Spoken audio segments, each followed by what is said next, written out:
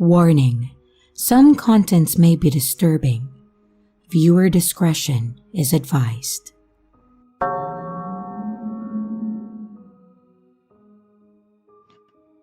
So this is a very long story. My old middle school does this thing called a candygram, and you pay for a note and a candy to be delivered to a friend. This was usually during the holiday/fundraising season, and overall, I never really got one. Yeah, I have plenty of friends, but what kind of middle schooler is going to pay $5 for that kind of stuff? Halloween of 2022, I was in my first class of the day, advisory, and like every other year, they were passing out these candygrams. Imagine my surprise when one was given to me. I initially assumed that it was from my best friend and that he just wrote something stupid on it. No, instead, it just said, "You're cute. Love, Anonymous." I was elated. Nobody ever had much interest in me at that point, and the thought of someone going out of their way and spending money on me was very flattering. I showed my friends, and then I moved on to the next class. Except this time, someone knows who Anonymous may be. They say that this girl in their advisory has a massive crush on me, but they won't tell me who. After a bunch of guessing, I settle on one person. Her name is Trisha, and she is a friend of a friend. Up to that point, I had only talked to her once during a gym period, and I had to be reminded of what she even looked like. The day goes on, and we have Halloween assembly and everything is normal. On my way out of the gym, I look behind me to see if any of my friends are nearby. And lo and behold, Trisha is standing behind me. And the reason that I remember this so vividly is because she slipped on a purge mask as soon as we made eye contact. I sound like a bad horror author, but I shit you not that this is what happened. Needless to say, I ran away and did some legendary trick-or-treating that night. The next day, I opened my locker to a pink folded-up piece of construction paper, and it's a poem. Roses are red, violets are blue. You are for me, and I love you. From Secret Lover. I'm looking at it as I type this right now, and I run over to my friend, and we are both bent over laughing because what the hell? The next weeks, I have about 2 notes in my locker every day, but here are the worst. 1. I watch you at your house because I can just imagine how our house would look like when we are married. What? 2. Your feet probably smell amazing. From the Watcher. She's never even been near my feet. 3. You smell nice. I have never been within 10 feet of this girl. 4. Hi love, it's me. I love you. Have a nice day. Stalker. Why would you call yourself Stalker? 5. I apologize for the creepy ones. Well, she knows she was doing something weird. And 6. I'm sorry, baby boy. I just love you so much and I need to be with you. Stalker. These are all word for word, and I am staring at the pile of them right now. She kept switching sign-offs to either the Watcher, Secret Lover, Anonymous, and Stalker. Why would you ever call yourself a stalker? Most times, my friends would see her slip the notes into my locker during passing period, and once, I even saw her do it myself. In about a week, all my friends know every detail of this fiasco, and they all found it pretty funny. Honestly, I did too. Remember that friend of a friend? Well, her and I are very close, and she lives within 5 minutes walking distance of my house. She said when her and Trisha were hanging out, she kept bringing me up and asking questions about my family. Then, she asked if my friend would show her my house. My friend insisted that she wouldn't, but Trisha was persistent. No matter how many times she said no to Trisha, she would ask and ask. My friend never did tell her my address, and she kicked Trisha out of her house. That same friend then added me to a Google document that Trisha's friend group used to talk throughout the school day, and every single thing was about me. What I was wearing that day, who I was walking with, and how Trisha and I would make such a good couple. Trisha even wrote down my mom's license plate numbers in her document. I wish I had screenshots, but even if I did, I don't have that device anymore. Mind you, I was 12 at the time that this was all happening, so I was very stupid, and I make my presence known in the document. I don't exactly remember what I said, but it was something along the lines of, "What the hell?" And I add my best friend to the document, and he starts putting on a performance, claiming that we are a couple and Trisha needs to back off. Trisha says sorry, and it is all quiet for a few days. I then go back to the document to see if anything else has happened, but now it's just Trisha and I in it. She tells this story of how she was up all night crying while writing me an apology or love letter, and how she threw it in a fire. I have no clue why she felt the need to share all of this. And now, I decided that I was going to the counselor. I'm sad to admit that, up to that point, I thought that it was all really entertaining, but something about her burning things fucked with me. After I tell this whole tale to the counselor, Trisha gets pulled out of class.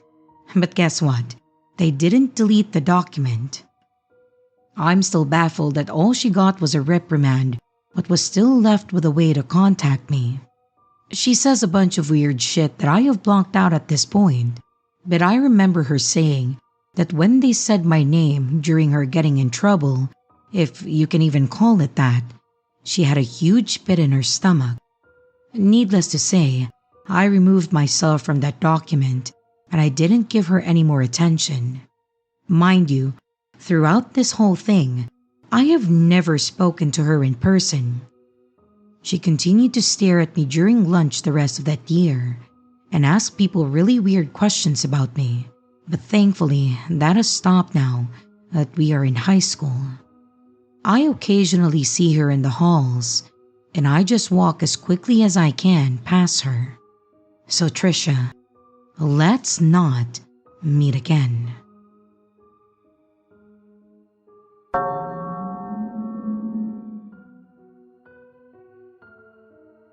Hi everyone. I've had a few encounters with creepy people in my life, and this is just one of many. I apologize in advance as I'm not very good at writing. So I, 18 female at that time, were out with my friends drinking in random fields. We had such a fun time. There were around 10 of us, I think. We were up in a wooded area as we didn't want any weirdos coming up to us out in the open. After a long night, we all decided to head home. By this time, it was around 2 to 3 in the morning, and after a long walk, it got to a point where a few of us had to go take a different route to get to our houses. We all lived in a small town, so the walk wasn't very long. After a few of our friends had separated, it left me and my 2 other friends to walk home in our own group. We got to a point where we crossed the road to a bus stop. Inside the bus stop, there was a man. He was wearing those balaclavas and a gray tracksuit on and smoking something. I live in the UK, so his dress attire wasn't exactly new to me. Once me and my friends had crossed the street, I looked behind me. I was confused as to why someone was stood by a bus station at 2:30-ish a.m., buses in our area stop at 12 a.m. We kept on walking when I heard him growl at us. Yes, growl. And we were starting to sober up by this time, so we were all like, what the fuck? We started walking a little faster because who the hell growls at a bunch of random people? Maybe he was trying to be funny, but I don't know. Anyway, I looked behind me and I noticed that he was quite literally running toward us, so I whispered to my friends, "Guys, run! This guy's literally coming towards us at full speed." We froze for a second because we didn't want to make it obvious that we were scared, but I started running and they all follow and run with me. After about 1 minute of running, we turn into an alleyway and hide behind someone's bushed fence. We stay there for about 3 minutes, trying to collect our breath from running. And after that, we never saw him again.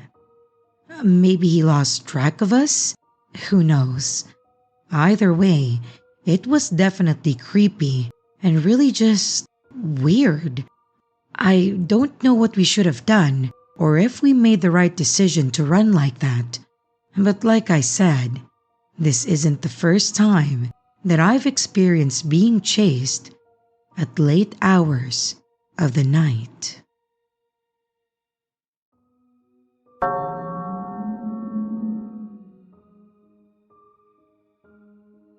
I am very fortunate to live somewhere with beautiful walks nearby, so I like to get out and walk nearly every day. This place is also really safe, so it never crossed my mind that I would be in the position that I am currently in. It started last year. I don't keep a routine, but like I said, I like to get out and walk most days. It was a beautiful day. The paths were very busy with dog walkers, locals, and so on, just enjoying the weather and the scenery. I took my time and I didn't pay too much attention to anyone because, like I said, this was a super safe place. When I turned back for home, I was aware someone was walking behind me and not that close, so I assumed that they were just heading back the same way as me.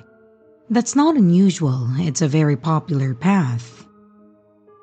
When I got home, I took my shoes off in the usual place, which is positioned so that I can see through the kitchen window, which points the same way as the front door. I then noticed that there was a man looking through the kitchen window and really looking into my kitchen. Not a quick glance, but taking in every detail. And then he moved away and then knocked on my front door. Now, I do not open the door unless I am expecting someone, and if it's just parcel, there's a strong chance that I'll just let them leave it in the safe space. I'd planned on ignoring him, but he knocked harder and said something close to, "I saw you get home." That gave me the impression that he wasn't going away, so I opened the door a crack and I kept my foot wedged so he couldn't open it any further. I'm a small woman and he's over a foot taller than me, strong, and he gave me a serious "you need to run away from him" vibes. He was carrying a slow cooker box, which struck me as odd, but I figured that he was taking it to a neighbor. And then he said, "I followed you home." Just right out with it. He gave me some story about how his mother used to live next door and he wanted to know how long I'd lived there. I told him that if he wants info on the neighbors on the side his mother supposedly lived in, then my neighbors on the other side had lived there for 50 years and they would be able to tell him everything. He was irritated by that answer and then switched tack. Then he kept trying to invite himself in for a cup of tea, and I politely but firmly told him to leave, and then I locked the door. I didn't go anywhere by myself for a couple of weeks, and I kept an eye out for him, but nothing. So I started going out by myself again. And there he was, and this time riding a bike. I don't precisely remember all the times, but it was something like this. I was wandering near my favorite spot, and he rode his bike around me in a big circle 3 times. He just watched me, and I gave him my best go rot in hell glare, and then he left. He kept popping up. The next time that I was on my way back from a shop, he said, "Hi." He then said my legal name and then added, "It's a nice evening." I don't remember giving him my legal name, and he just carried right on, so it was uncomfortable, but nothing horrendous. And I will note that he popped up on all of the different paths around here. There were a few more instances like that, 6, maybe 7 at a guess. But then, I did something stupid, and I went against my gut. It had been a long week, and I was dying for a walk to clear my head. It was winter, pitch black outside, but I needed something small from the shop. My gut told me don't do it, don't go out, and I had a horrible feeling before I even got my shoes on. But I ignored it and told myself that I was being stupid. It was a beautiful, safe area, and I was just being anxious and ridiculous. I got to the shop fine. I then hurried along and went to the place where he had ridden circles around me, as it's the start of a loop that's short but beautiful, which was what I needed. My gut kept telling me that it's bad to not do it, to just go home, but I hurried along. Then I was at the very darkest point, completely alone, and I saw a light coming towards me, a bike light, and of course, it was him. Now, I'll add at this point that I am very inflammable. I've been in bars and the like where guys got grabby. I've had guys much bigger than me threaten violence and try to steal from me. And every time, I squared up to them and I gave strong "try it, I dare you" body language. And they cursed me out and I left, and I was completely unfazed. But that night though, I was seriously rattled.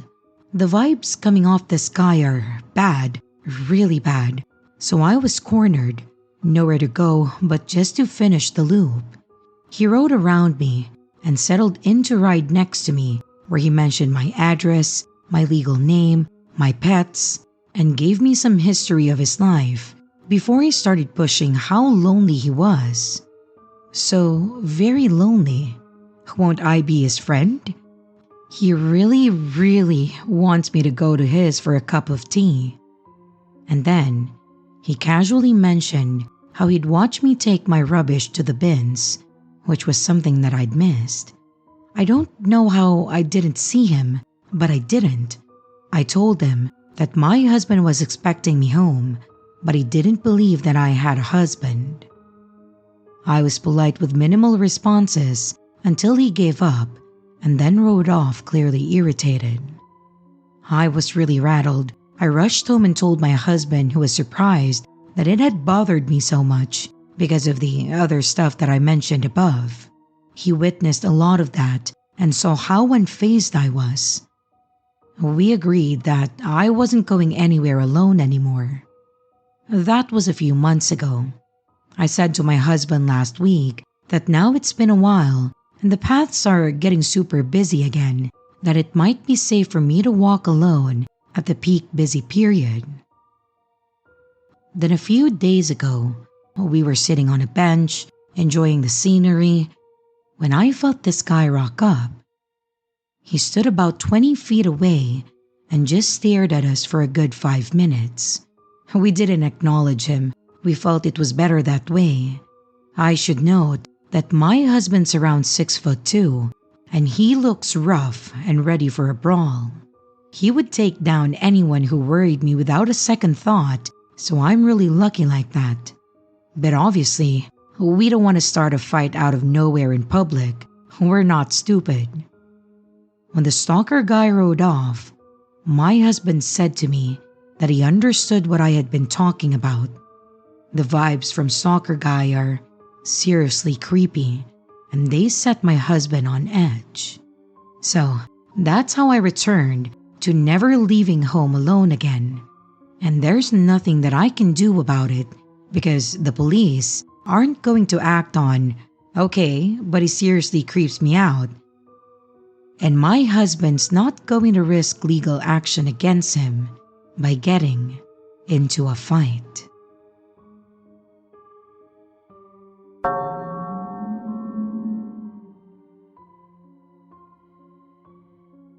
Let me just say that I was young and dumb when I met him. I am 18 years old and I met him when I was 16. I was never in a relationship before him. I was a bigger girl and I just had an extremely hard time getting guys to like me. I met him on Snapchat. I didn't realize it then, but he had love bombed the hell out of me. I was so lost in the feeling of being wanted that I ignored the extreme red flags. After only a week of talking, he convinced me to meet him at his house to hook up. He lived almost an hour away from me and I was a new driver. Anyways, how we met is not the point. He showed extreme signs of being a narcissist and even admitted to me that he believes himself to be a sociopath. But I never let the red flags keep me from leaving him. He was possessive over me and manipulated me into believing that he was the only one there for me, made me cut off my friends, and even made me distance myself from my family. He cheated on me so many times, I caught him 3 times. He admitted to me that out of the 18 months that we were together, he was faithful for 3, which is bullshit. He cheated on me the entire time, I had evidence of which, but in the end, he kept lying to save his own ass. I have extreme abandonment issues due to my father. My abandonment issues aren't only about me. I have a deep fear of abandoning people who need someone, and I thought that he needed me. He was going into the Marines. His ship date was late June of 2024, and a few days before he shipped off, I proposed to him. I know, I'm fucking stupid. Don't get me started on how much I hate myself in this situation. But if you have ever been emotionally and psychologically abused, you can understand that you simply cannot think about yourself and your safety. You think about what is best for your abuser so that they are happy, so that they don't have a reason to abuse you. We made it through boot camp. We sent letters all 13 weeks. It felt so magical to know someone loved me enough to stay true to our relationship through something difficult as long-distance military relationship. I loved him so much that I saved money to drive down to California to see him graduate. It was amazing and what I thought were the best days of my life. He was still quiet and reserved. He always was. I never saw a problem with it because he was his true self when he was with me. When he came home from California, he lived with me. He had a bad relationship with his parents and made me believe that he had nowhere else to go. This was my mistake because once he moved in, I was truly trapped.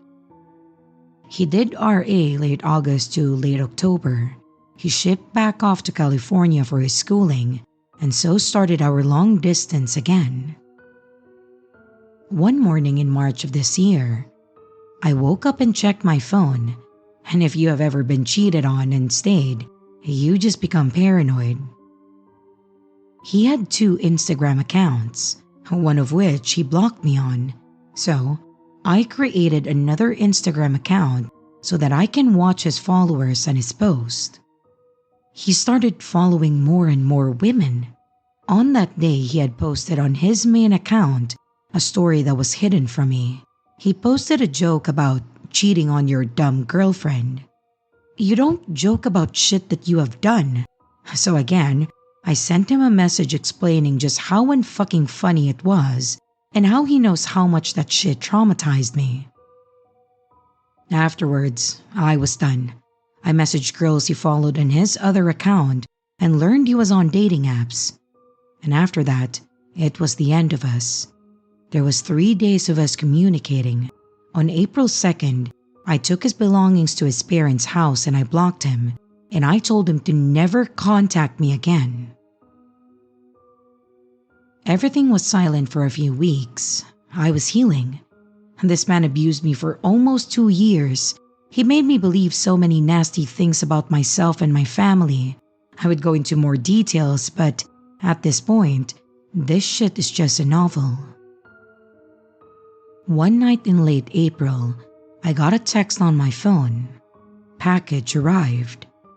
I was confused, and I responded with a question mark. The number told me that there was something on my porch, and when I opened my door, there was a notebook sitting there. Mind you, it was 11 p.m. at night, so I am freaked the fuck out. Front to back, this notebook was filled with letters from my ex, and I refused to read it. He had gotten out of the Marines on a other than honorable discharge, and he moved to the city next to mine. He hated my town and how desolate it was, so he moved 20 minutes away from me just so he could be close. He could have moved anywhere, but he moved to a town that he hated just to be close to me. Also, he doesn't have a car, so he rode his bike 13 miles just to drop this on my porch.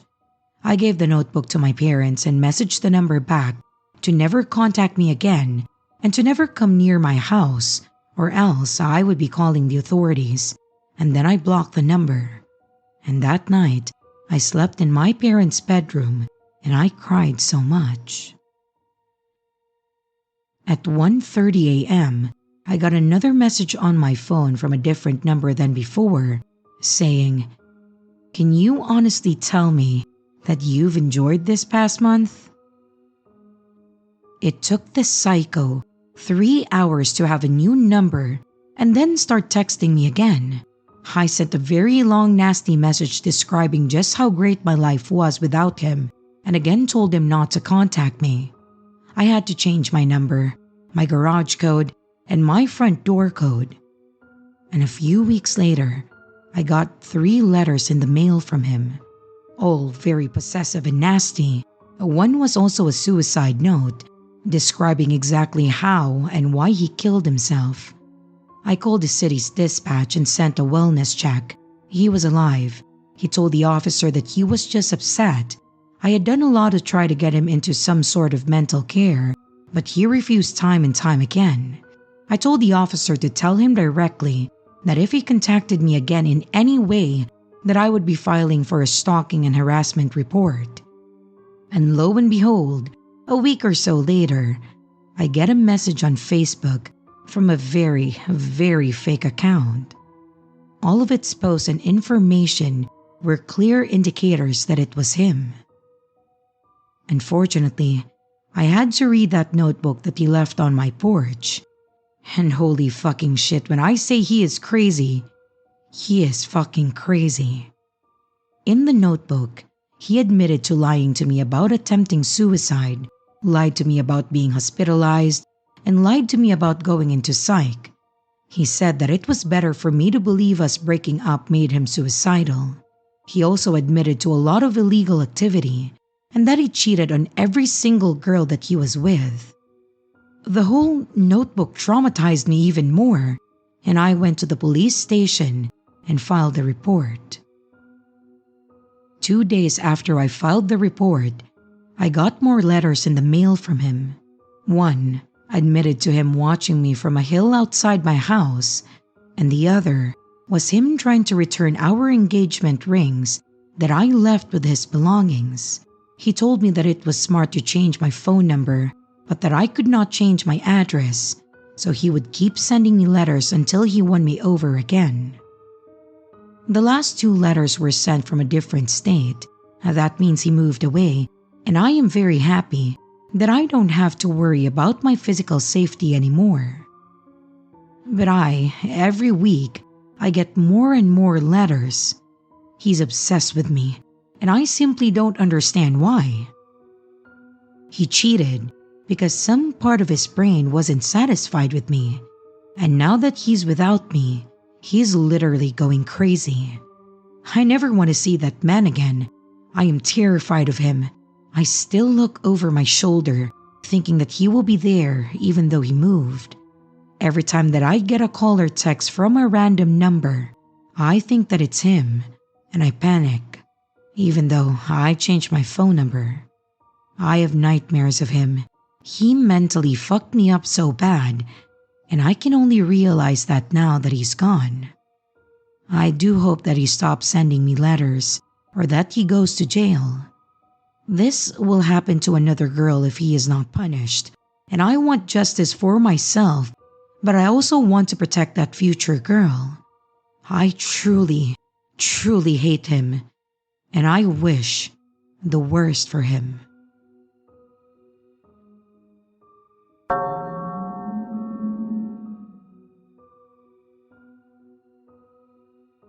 I'm an alcoholic, and I have been sober for 9 years.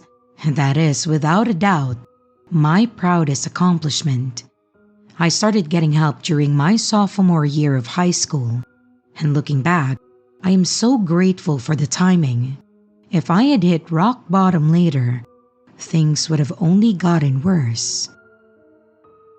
My parents actually transferred me to a different school so that I could start fresh and meet new people.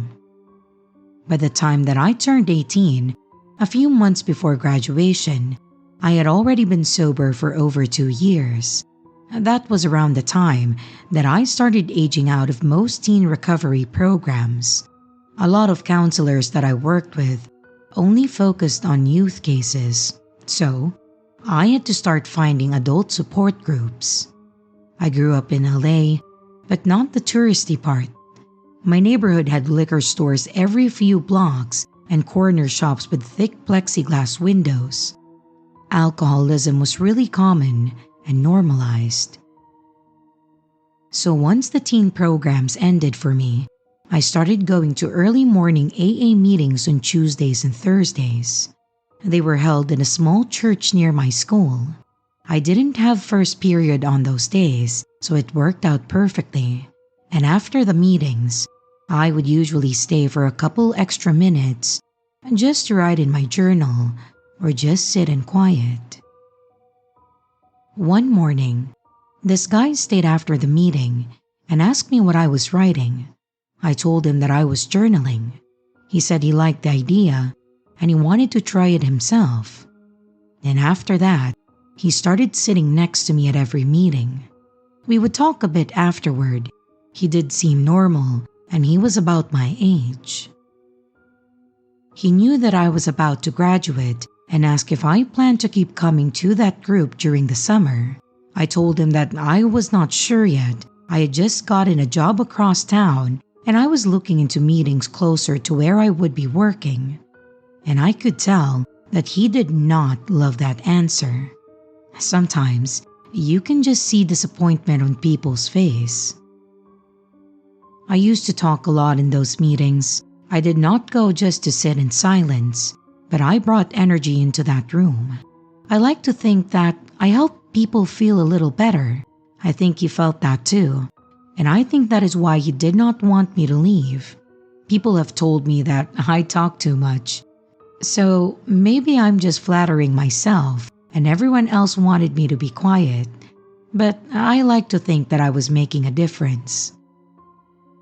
He asked again when I would be switching to a different group, and I said that I didn't know yet.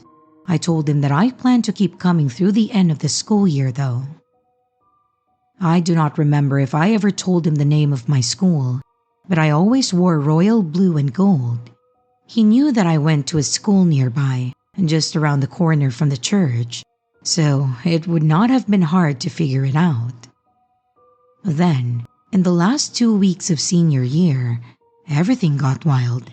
We had senior ditch day, late night hangouts, sleepovers, goodbye parties, and many more. I missed the AA meetings at the church, and then I switched AA groups altogether. At graduation, everything was really great, but that guy showed up. It was so off. He did not know me like that. I had never invited him. We were not close at all. But there he was, smiling at me from the back like it was completely normal. He came over afterward and said he brought a gift. It was a box of chocolates and a note about how he would miss me. He said that I should drop by the meetings again sometime, and I uncomfortably said something like, "Oh, thank you." I never went back. That whole situation was just too weird. I did not want to see him again. And then, he showed up at my new job. I was working the cosmetics counter at a big department store. The cosmetics department actually had its own cash register. And the first time he walked by, I noticed him. And then, he came back the next day. And then the day after that. He never spoke or asked for help. He just wandered around near my station, looking over at me like it was no big deal. He did not even try to be subtle. Eventually, I told one of my coworkers, the type of woman who doesn't play. She walked right up to him and asked what he thought he was doing. She called him out in front of everybody. She said she knew exactly why he was there and that it was creepy and toxic. A few shoppers turned around to see what was going on, and his face turned red, and then he walked away without saying anything. We told our manager afterwards. Then the manager was glad that we spoke up, but then reminded us to let her know right away next time. Well, there was no next time though, since he never came back. I have not seen him since. Hopefully, he got bored and then moved on. I do not really care to find out what he wanted.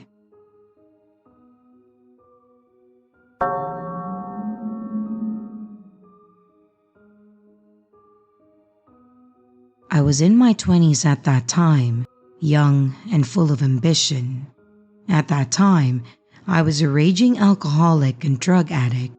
So, my memory's kinda hazy, so I do apologize if most details aren't there and major other events are left out.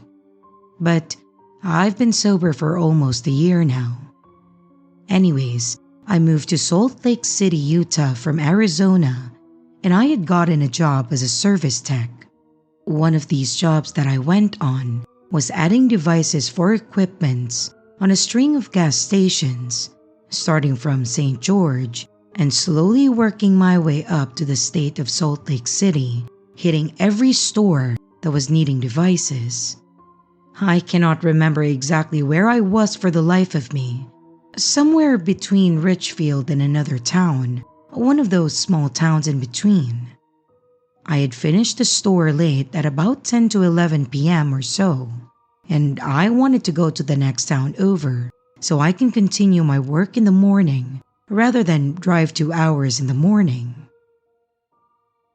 As I am driving down the highway, the Google Maps had told me to take this dirt road to get to the town that I was working in next.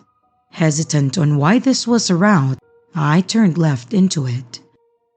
A long dirt road with nothing around me, pitch black darkness other than my high beams. About 5 to 7 minutes into my drive, my truck makes a sputter. It was an old 2008 work truck, a piece of shit really. I cursed under my breath and I put it in park. I lifted the hood and nothing seemed to be wrong. I have mild mechanic knowledge. Of course, I look down at my phone and I see that I have no cell service at all. I check my work phone, same thing. My only option here was to pretty much either wait it out until the daytime or find a spot where I can get a bar of service.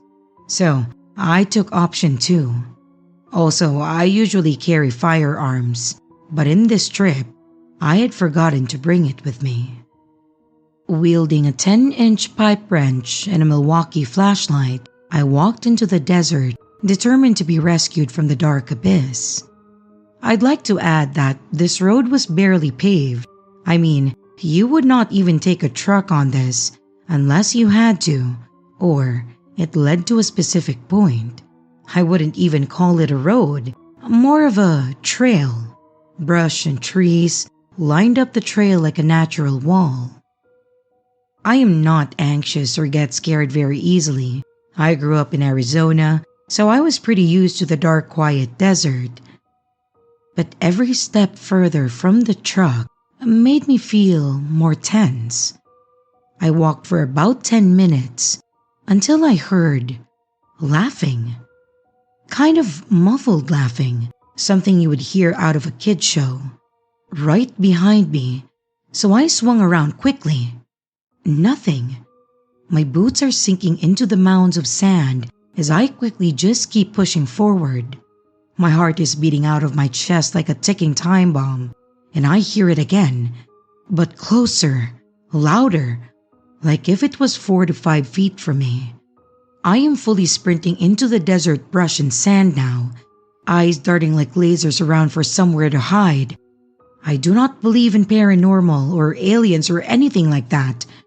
I just figured that it was some deranged desert hobo or something, or maybe some sort of drug addict.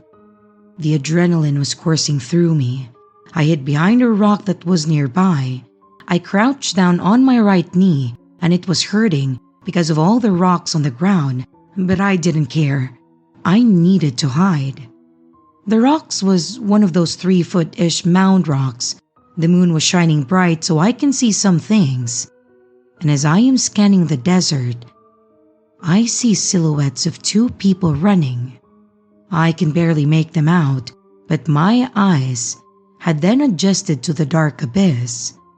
And I forgot to mention that after a while of this running, I also turned my flashlight off to not give away my location. I hear them. They were talking, but I'm far away enough to not be able to understand what they were saying. I literally sent out a message to my family and friends saying that I love them and that I'm sorry for anything that I have done wrong in my life. Of course, it didn't send because I did not have any service, just a coping in a traumatic event, I guess. I am not a small guy. I'm 5'10", 230 pounds, but I was unarmed and outnumbered, and God knows how many others were out there with them and what they were planning on doing when I was found and helpless. I waited, but they did not leave the general location of where they were at, scrambling around like mosquitoes. And I had thought of the only thing that I could do. I grabbed 2 smallish rocks. I am not religious, but I prayed to God that night and I threw them far in a direction away from the truck and the road. I then hear them scurry away towards the noise. They were shouting at each other as they trekked through the desert. I slowly crouch walked through the brush back to the truck. I forgot to mention this earlier, but I heard another set of stomping after the 2 had ran. So there was confirmed 3 people in the desert with me. As I got closer, I could see the truck, and I felt like I was in heaven. Every step was closer to my salvation. My boots filled with sand with every stomp into the soft, cold sand. Branches and brushes stabbed me into my cargo work pants. I hear them tailing me, but for the love of God, I could not turn around. I did not even care to see who or what it was chasing me. I see the truck, and the truck driver's side door is completely open. I remember I had left it closed. I checked the back seat, and then I flung the door open more. I flew into the driver's seat in the truck and did the most stupid thing ever, but the only thing that I can think of. I started it. It took a couple tries to start it, but it cranked and then let out a roar. I threw the gear shifter in drive and I just drove out of there. And as I was driving, hauling ass down this dirt road, I see hooded people hiding along the sides of the road, ducking as I drove by. Scattering into the darkness, like roaches in a kitchen. I rolled down the window and I chucked my pipe wrench as hard as I could right at one of them, and then I sped off. I watched it do flips right into where they were. I yelled as I sped off into the pitch dark desert night, and trails of dust followed the truck as I drove. Silence. Nothing but me and my heavy breathing, trying to make sense of the whole situation. I drove until I had seen town lights. I was sweating, white knuckles on the steering wheel, gritting my teeth, going at least 75. I got into the small town at around 12 a.m. and I threw myself into a local 7-Eleven. Looking terrified, the cashier asked me what's wrong, and I just asked her to call the sheriff's office. The sheriff was some old burly looking man, and I'm someone who's covered in tattoos head to toe, so he treated me as a criminal almost myself. Turns out, some hose had burst. I don't remember exactly what it was though. I got into town and I called my boss, who was upset at the late night call that he was receiving. He was shocked at what I said and said to call the sheriff's office and mechanic. The mechanic guy was super nice and didn't charge me for the repair. The cops? They weren't much help. They basically looked at me like I had been up for too long and that I was hallucinating. I was not. He then asked me if I had taken drugs or have drank and barely wrote anything on the report. And the mechanic was telling me that he had never heard of something like that in the area. I stayed in a motel that night. I believe it was Motel 6, but I can't remember. And I swear I didn't get a lick of sleep that night after I showered the dirt off of me. I ended up returning home early, and I quit this job later down the line for other reasons. I have since moved out of Utah to Florida. A photo I had taken on this service call came up and reminded me of this story, so I just had to write about it. I just had to tell someone. Was this a robbery? Were they trying to hurt me? Did they see the work truck and say, "Ooh, expensive tools and copper"? I have no idea. I'm just curious, who do you think these people were and why were they hunting me like an animal? Has anyone had a similar experience? And how close do you think I was to being murdered in the desert? P.S. The truck was looted too. I remember that all the wire, pipe, and some power tools were taken. I believe the town that I had gone into was Parowan, and for the life of me, I cannot remember. We humans are not afraid of being alone in the dark, but finding someone else in the dark with us.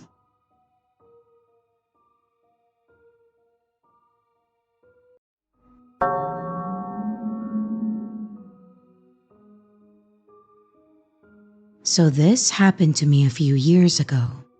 I joined a Discord server about a game that I really enjoy playing, Darksiders. It's loosely based on the 4 Horsemen of the Apocalypse. I had been a fan of it since the first game, but since it wasn't the most popular series to ever exist, finding people who know it wasn't exactly easy. So, I joined a Discord community about it to meet other people who wanted to gush about the games with me. While the server was about the games, a lot of the time we just hung out, which I enjoyed. The company was nice too, and I made a lot of friends there. Eventually though, the next game came out, Darksiders 3, which focused on Fury, the only female horse rider of the 4. So, being me, I immediately switched my profile picture to her. I got a few remarks about it, some complimenting me how cool it is, most just noticing the change. But I did, however, get one comment calling me a simp because she's a female character. To which I corrected by saying that I wasn't simping, I simply liked the character and I thought that her design was cool. I got a sarcastic, "Of course, sure." from some of my online friends before I had to explain again that I am not attracted to her and that I'm straight. Well, those words were a mistake. Of course, there was a bit of a confusion. Apparently, everyone in the server thought that I was a guy beforehand, so the news seemed to be a bit of a shock to them. But after about a minute or two, most people seemed to settle down. However, there was one person who didn't, a mod, Mr. Johnster, let's just call him that, and he seemed to not believe me. And while it didn't matter much if people knew if I was a girl or not, he seemed to be very concerned about it, going so far as to even private message me asking if it was really true. I confirmed it, but it didn't seem to be enough for him. He started to demand proof. He asked for a photo of me, which I of course didn't feel comfortable with. I told him no, because I wasn't comfortable showing him my face. Well, apparently, he didn't take that well, as he started to demand a photo from me, saying that as a moderator in the server, he needed to confirm everyone's identity, which made zero sense to me.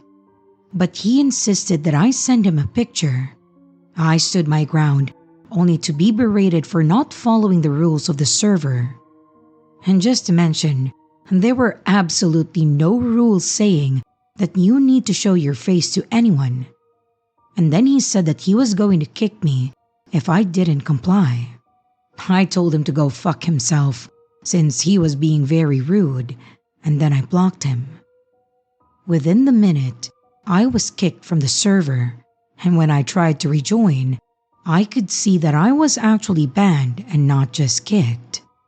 Realizing this, I just sat there, taking it in.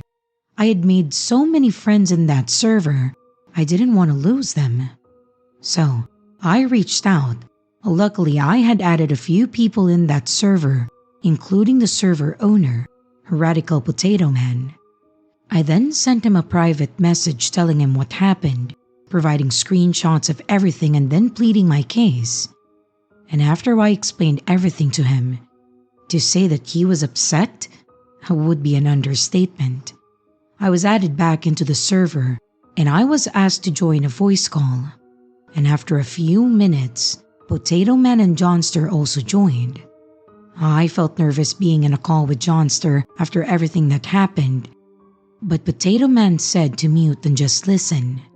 He said that if I wanted to talk without anyone hearing my voice, I could just type in the chat or message it to him. So I messaged him saying that I agreed and listened to what was about to transpire. What followed was a verbal beatdown that made me smile. Potato Man called him out on his creepy behavior, saying that he was abusing his power as a mod and that for breaking the rules, he was going to be banned from the server. And not only that, since they know each other in other servers, Potato Man was going to spread the word about him being a creep to all of them so other people can be on a lookout. And with that, Johnster was banished to the shadow realm, so to speak. And I didn't hear from him again, mainly since I blocked him too.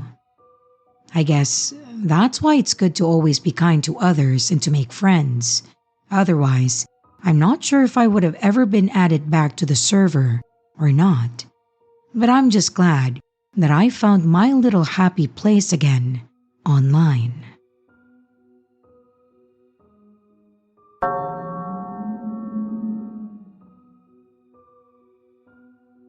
I had a really weird encounter with a guy online about 2 years ago that I thought would be interesting to share on here. In the end of the whole thing, nothing really happened to me, but it was a bit eye-opening to the fact that these people exist in our modern world, and this kind of thing happens even to this day. What's worse, it was on Facebook of all places that this whole thing unraveled. So, a couple of years ago, I got a friend request from a name that was vaguely familiar. Like, I knew the person's name from somewhere. but I honestly could not place where I knew him from, nor could I place a face to the name. Their profile was pretty well locked down, so going to it, all I could see was his profile photo, and it wasn't his face. It was just a picture of his young child fishing. Like I said, his name was familiar, but I just could not seem to figure out where I knew it from. So I kind of just assumed that it was someone from high school that didn't make much of an impression on me or something. I ended up accepting his friend request, and as soon as I did, I got a direct message from him, like immediately, to the point that I almost assumed that it could have been a bot and they were going to pitch a scam to me. The message said, "Hello G-Man 12, thanks for accepting my request. How have you been?" Which was definitely a bot-like message. So I ended up responding with something like, "I'm fine, but how do I know you?" He replied with a sad face and "You really don't remember me?" I told him that I didn't, and he mentioned that he went to the same high school as me. Of course, this information was easily accessible, so I kind of prodded a bit extra to see if they were just scraping my page for info to claim that they knew me. But then he mentioned a specific class, Mrs. Brower's biology class, 4th period of sophomore year. He said that he and I were partners on the cell biology project, which made it all click. I actually did know this guy. He was someone that I was an acquaintance with. I wasn't super close with him, but he was someone that I had met in the past, so I was a bit more comfortable with adding him as a friend. I mentioned that I knew who he was now, and I apologized for not remembering him, saying that it had been a long time and that I had a bad memory, just trying to make light of the situation. We chatted for a bit, just catching up on a few things that had happened over the years, and really it was a pretty normal conversation. The next day, I had logged into Facebook and I had gotten another message from him. It was just a "hey," so I responded and I asked what's up, just making small talk again. He then sent a message that said, "Okay, I promise that what I'm about to say to you isn't a scam or anything, and it's not an MLM, but I just have to shoot my shot." Obviously, this message didn't bode well. I assumed that he was about to try to sell me on some pyramid scheme or something, but it was weirder than that. He mentioned that he was about to go on a retreat for a group that he was a part of, and that he wanted to talk me to about going with him. I asked what kind of group he was referring to, because it was a bit weird to put it that way. And then he told me that it was like a church group and that it was what they called a self-focus and healing retreat, and they encourage people to bring friends that may benefit from it. He then mentioned that he saw that I was going through some tough times and that it may really help me. I told him that I wasn't really religious and that I did appreciate the thought though, because I was going through some things, but I didn't really see me fitting into that group if it was for a church. He pushed it further though, saying that it wasn't a religious retreat and that all were welcome. I said that if it was for a church, how was it not religious? And then he mentioned that they weren't the type of group to push faith onto their visitors and that they wouldn't be trying to convert people. It was simply about trying to find yourself and committing to self-reflection. This all sounded really weird to me.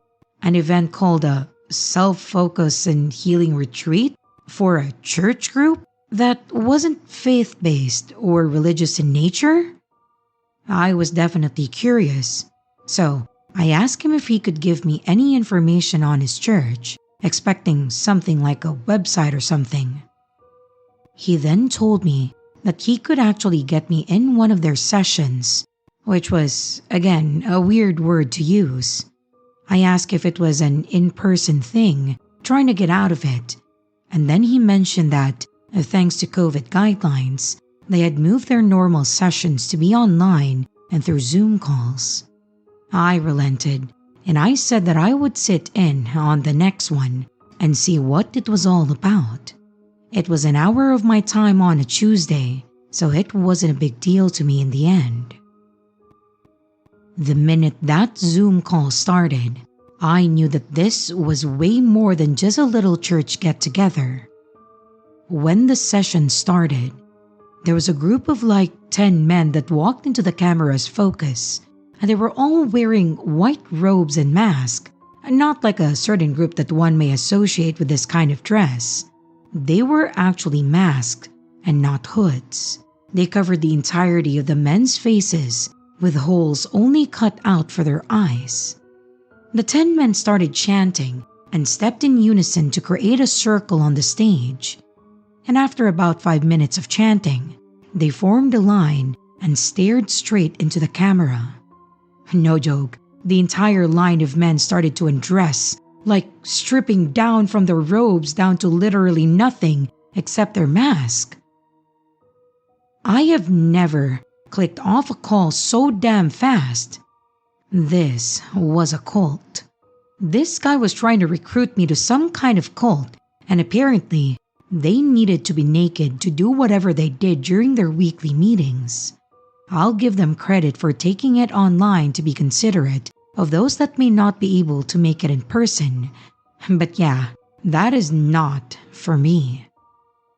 The guy then sent me a message about 2 hours later asking me what I thought, and I mentioned that it seemed a bit cult-like and that I didn't stay for the whole thing. He got kind of irate and asked when I left. I mentioned that I left when the old men on the stage started getting naked, and then he went off. He started on about how I didn't understand the importance of what they were doing, what their stripping down signified, and since I left, I missed the entire point of the session. I told him again that it was a cult and that I didn't need to understand it. Needless to say, he blocked me, which was fine with me.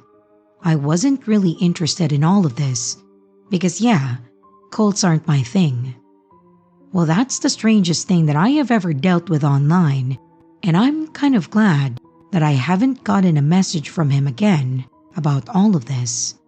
And I'm also glad that he decided blocking me was a proper way to deal with it.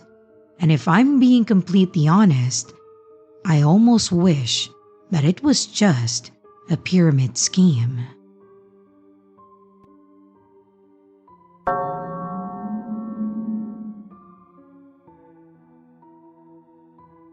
"9 years ago, I had met a person that to this day, I still wish I never did. I was an isolated, bullied, and depressed 8th grader with the added state of being a plus-size kid in a sports-centric town. So basically, I was beaten and ridiculed on a daily basis. I couldn't make any friends with my new classmates. All of my old friends from my elementary school got placed in different classes, and nobody was in the same after-school groups as me anymore. We were also all in a scout group, but that band disbanded before I got into middle school. I was also lonely that if someone talked to me without picking on me, it made me happy. I had a Google Plus account, well, the only social media that I could access at school, that I kept hidden from my parents, that I would also use to check out my favorite fandoms and hopefully use to make some new friends. One day, I was on Google Plus in the computer lab, and I had commented under a piece of fan art of a character that I liked. The person who made the post had replied to me not even a minute later. I remember getting very excited seeing that notification. My heart was swelling up in excitement. The two of us spent the next 10 minutes of my class talking to each other in the comment section. We ended up replying so much that we flooded a good portion of the comments with our talk. And after that, I had to change classes. I logged back in one of the Chromebooks that we had stored in the back of the class and saw that she actually messaged me. Her name was Haley. At least, she told me that was her name. But years later, I'm not as sure that it was actually her name. In the message that I got, Haley told me that she was 2 years older than me and that we had a lot of things in common. I spent the rest of the school day on my phone, not giving a damn to any of my classes. We talked for the next week in our DMs until she suggested that we message each other in a private chat room. And later that day, we made a private chat on an online messaging site, and in our first conversation, we at first talked on messages. Then Haley asked if we could also do a voice call. I told her that I wasn't sure, but she told me that it was only to better hold a conversation with me. And eventually, after she asked me multiple times, I just gave in. After an hour of us talking, she then suggested we video chat. I agreed, both to make sure that she was actually my age, but also to put a name to a face. Haley turned on her camera, and she did look in the same age range as me. I don't know why, but the fact haunts me more than anything else. The fact that she looked so close to my age, plus that she easily smiled and spoke so friendly to me, made me feel that I had nothing to be afraid of. So, that led me to quickly believe that I could trust her. We ended up talking for hours after, with me practically on cloud nine the entire time. In the beginning of our little friendship, things were going all right. We told each other about our schools, what we liked, and gushing over our favorite series. We talked almost every day and stayed up late talking nearly all night. We even exchanged a couple of silly pictures of ourselves and memes back and forth a lot. After we had been talking for 6 months, Haley asked me if I would like to meet her friends. At first, I was ecstatic, and the thought of having more friends made me so excited that I didn't think twice before saying yes. Haley then invites me in, and I got to meet her other friends. I had a completely different feeling about these people compared to what I felt with Haley. Something made me feel unsafe in that chat room, even though they all seemed nice, and that Haley reassured me that I could trust them. It felt like my instincts were trying to warn me, but I wasn't sure about what, so I ignored it. Most of them were much older than me. In a chat with her main friends, there were 6 other people. Most of them were 18 or 19, but there were 2 guys that I distinctly remembering being in their 20s. I asked how they all met, and they all told me that they all met either on other social media sites or from real life, but wouldn't answer any more of my questions. I was a bit naive, so all of the red flags that were popping up went completely over my head. From constant loud talking to frequently overlapping each other, the calls I were on with them were pure chaos. The messages were even worse because they would frequently drop cuss words and topics that should not be brought up with someone who is still a minor. I tried building genuine connections with them, but they all acted dismissive to me and acted like I was annoying whenever I tried to talk in a conversation. Needless to say, I did not like them very much. But Haley, on the other hand, was all about them. She would pull up exact same habits, jokes, dirty words, and all of that with the others. They could say something super problematic, but she would be laughing right along with them. I was shocked by this version of Haley because she never acted like this with me when it was just the 2 of us. We still talked a bunch, but slowly, she was talking to her other friends more than she was with me. At first, I thought it was fine, but the more she ignored my messages or didn't pick up my calls, the more that I got bothered.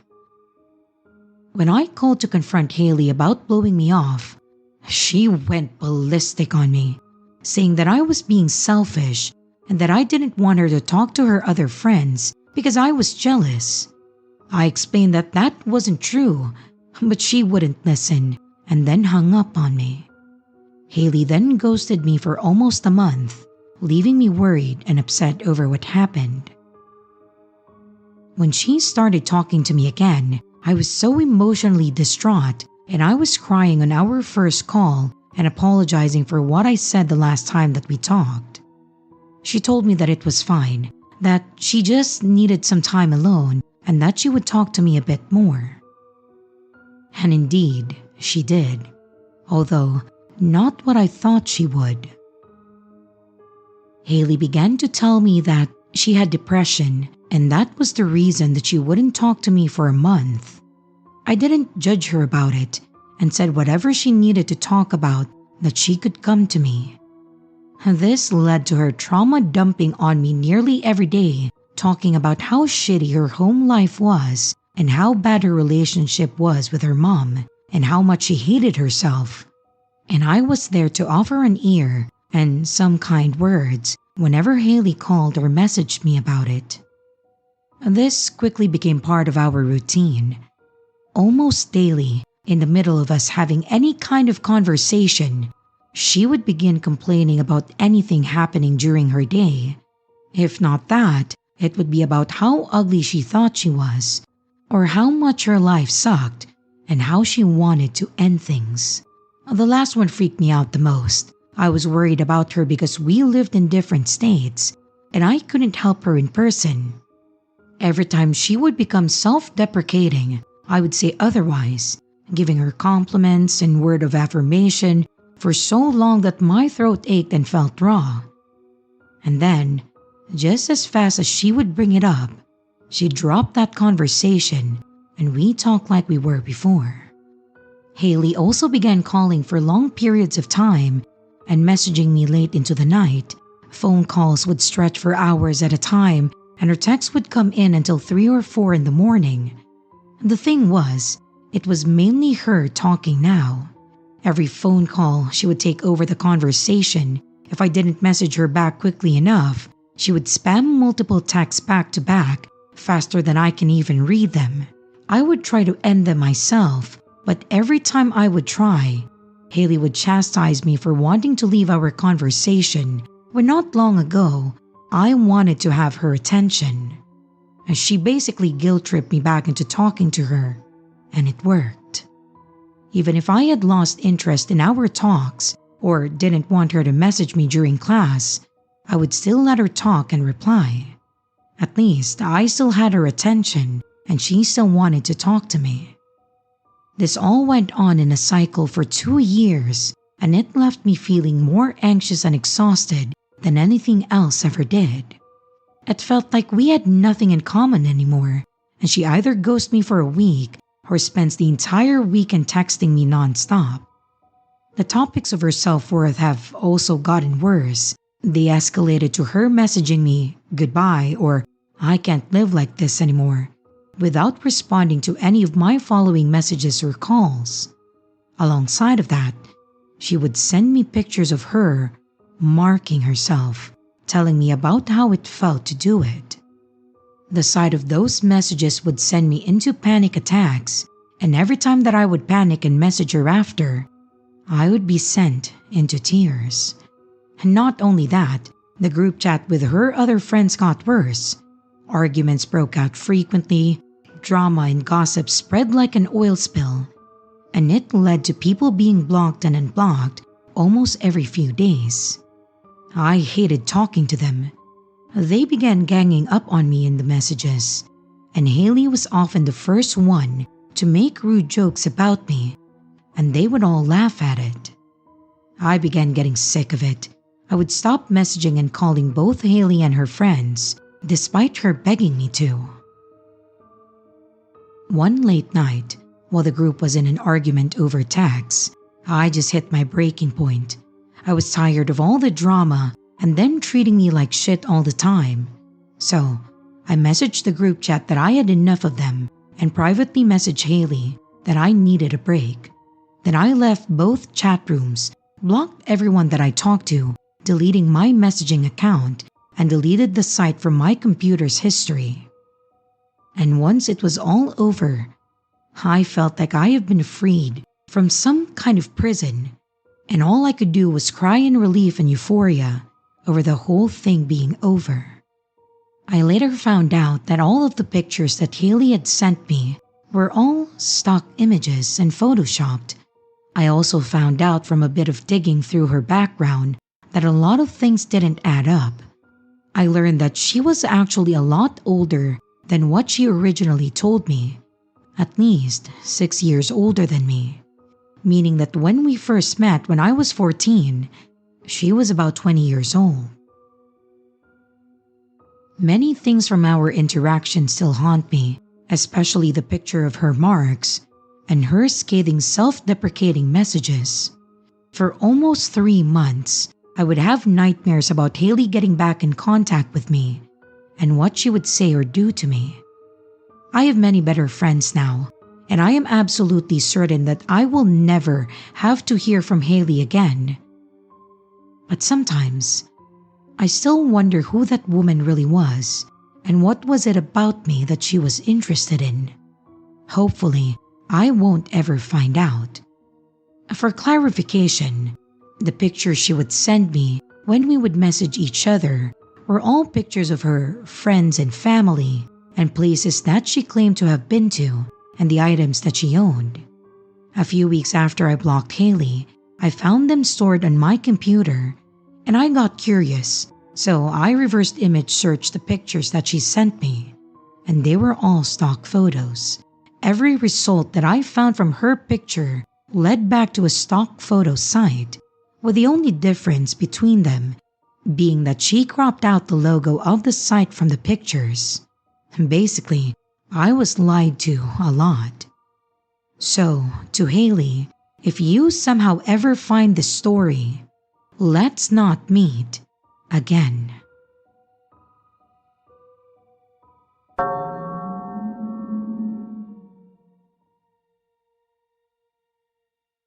I, a 24-year-old female, wouldn't exactly call myself a gamer per se, but I do enjoy hanging out and playing with my friends after work.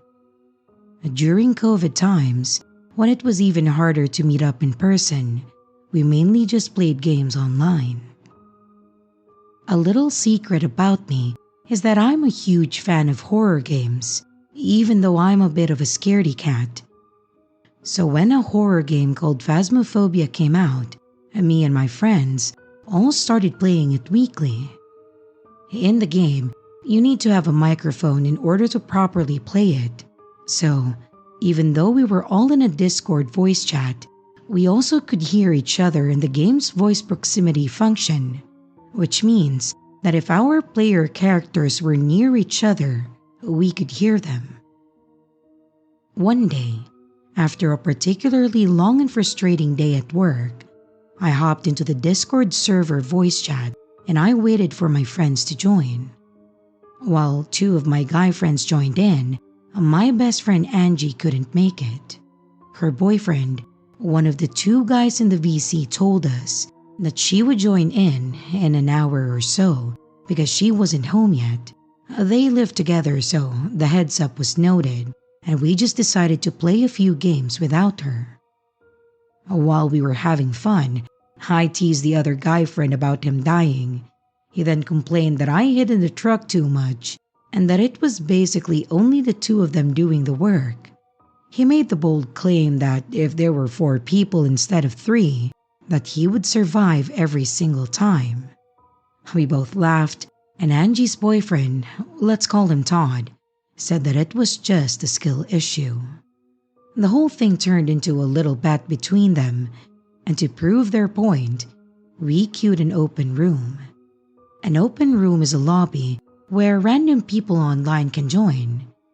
And soon enough, we got another guy in the lobby, and after selecting our gear, we set off on our mission.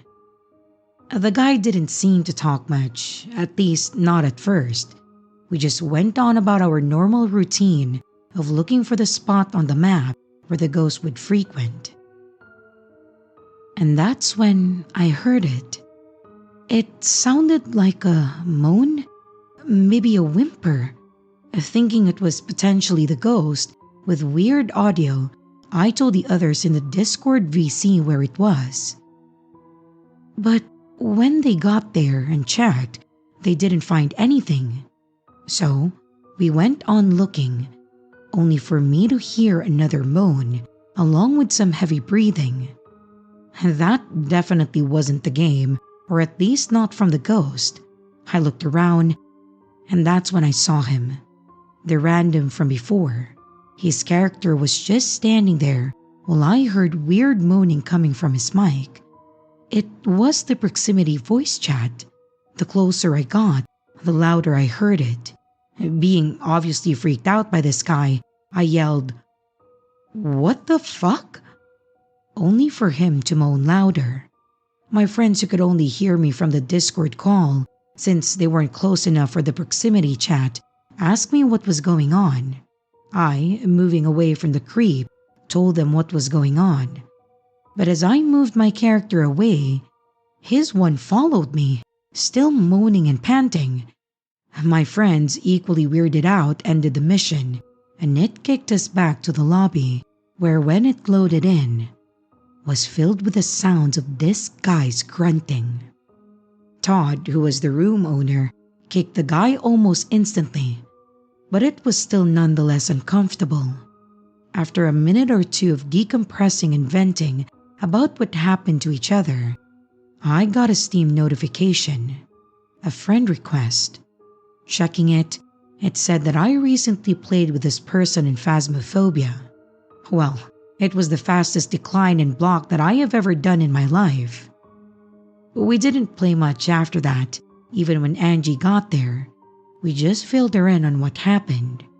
And when we played in the days following that, we made sure that we didn't play with strangers.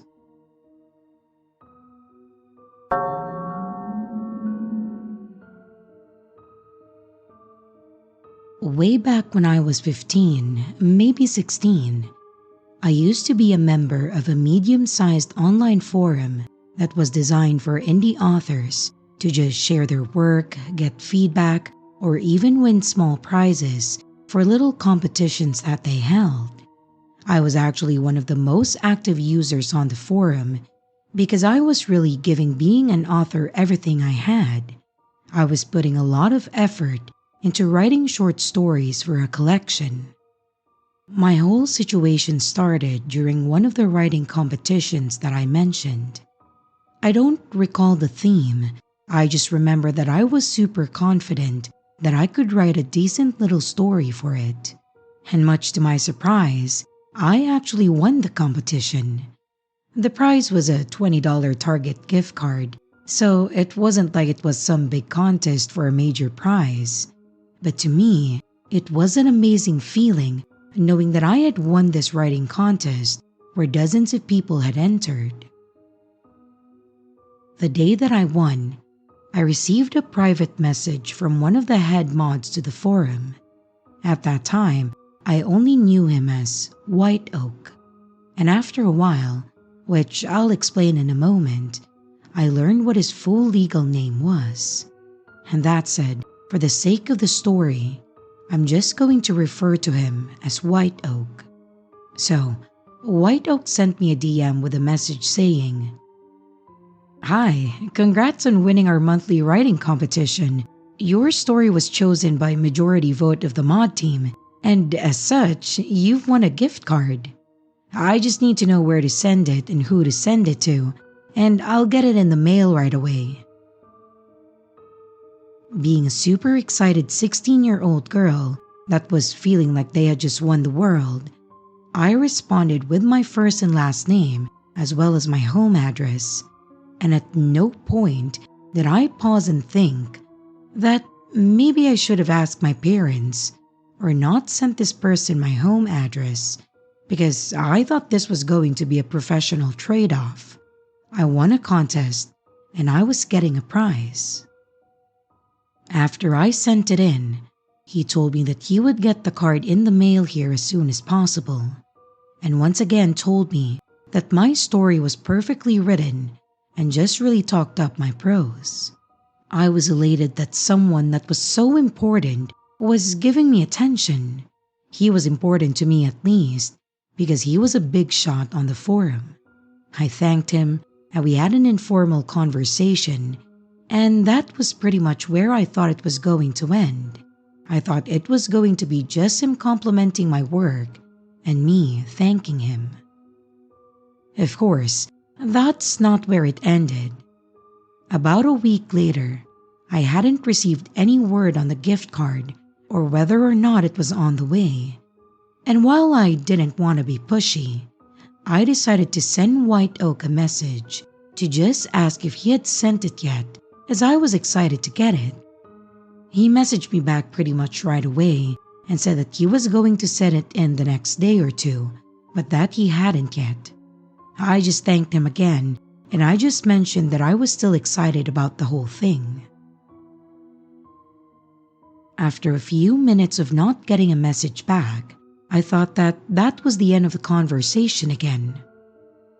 But then, White Oak sent me a response saying, "You know, you're really beautiful." I was a bit confused.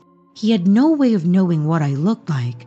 I messaged him asking where that came from, and he responded saying, "Oh, I looked you up and found your Facebook. I was looking at your pictures and I just wanted to tell you that you were beautiful." To say I was a bit shocked would be an understatement.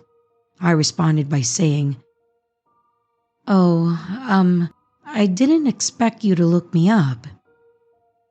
And in his words, he couldn't help himself because of how sexy my name was, and he also said that he was very happy that I was just as sexy as my name.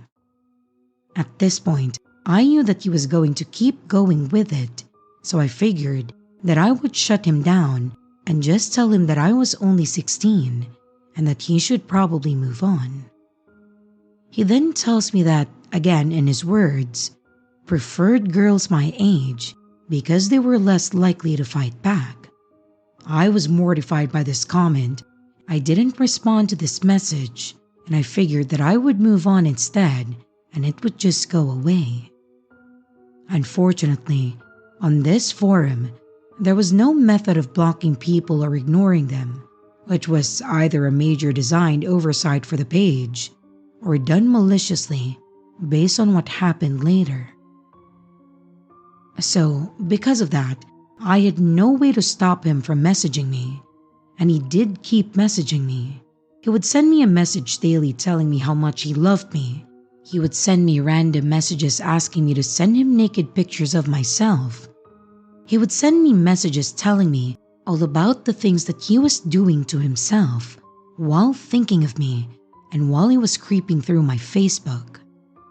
After several days of putting up with this, I decided that I would move to take action against White Oak. I figured that I would contact the owner of the forum with a message and then tell him what his second-in-command was doing. This did not go as I expected, of course. I sent him a message with screenshots of the messages that White Oak had sent me, and I explained that I had given White Oak my information for the gift card that I won from the contest. I tried to give him as much information and explained the whole thing as best as I could, and the screenshots that I took were more than enough to really display what was happening. He did reply, but his response was that he would have a talk to him about it. He didn't say sorry, he didn't seem to really care, or that he was shocked at all. About 2 days later, he sent me another message that said, "I spoke with White Oak about the situation, and he told me that it never happened, and I believe him, so please don't contact us about this again." I was livid. He was literally believing that White Oak had never sent me any of these messages, even though I literally had receipts. I messaged him back saying just that, asking, How could you believe White Oak over me when I had screenshots of the conversation? And then mentioned that I would be passing the information to the police since I was a minor. I thought for sure that he would see that he needed to take it seriously. But then, the next day when I went to see if he replied, my account was gone. Like, completely gone. I tried to log in, and it kept giving me an error saying that my account didn't exist. When I tried to do a forgot password, it said that my email didn't exist in the system. He had completely purged my account, probably as a way to cover for White Oak, as I now had no live access to my account. But I still had my screenshots, but a lot of good that would do for me if I could improve anything on the site. At this point, I decided to bring my mom and dad into the situation. I told them that I had won a writing contest and that I had given the site my information for the gift card. I told them about how the guy had found me on Facebook, and I gave them my screenshots and explained the whole thing. They were not happy, obviously, and they implemented several controls on my internet usage, which was fine. But when my dad contacted the police, they basically told him that there wasn't much that they could do without information on the person, since all I had was a username on a random forum. Again, disappointing, but this was around 2008 or so. I don't think they had the forensic capabilities that they do now, so I can't really say that I fault them. Maybe they could have done something more, but it is what it is. And then the final little bit of the story is that about a week after this all happened, I had signed into my Facebook, which I admittedly should have deleted considering that he had found me. I saw when I logged in that I had a friend request from a man named Gary T. At first, it didn't click in my head who it was. I accepted it, and as soon as I did, I got a message saying, "I'm so sorry we had to delete your account. I miss you so much, and I'm glad you accepted my request." I responded with some harsh words, and thankfully, Facebook does have a block option, and then I blocked him. I felt sick that he really had found my Facebook and that he thought that I would seriously just sit there and let him stay on my friends list. Thankfully, that was the last time that I ever heard from White Oak or Gary or whatever. The only reason I thought about submitting the story was that White Oak came up in a conversation with my sister. I had put it out of my mind after all these years, but she mentioned him for some reason during one of our conversations, and it led me to thinking about the whole thing again. That night, I actually went home and I Googled his name, and after a bit of digging, I actually found out that he was in prison, at least probably. I found a story about him being arrested and charged for lewd behavior with a minor, as well as several accounts of soliciting minors. From what I read, he is going to be in prison for a very long time. So at least, with that fact out there, I guess I never have to worry about meeting White Oak ever again.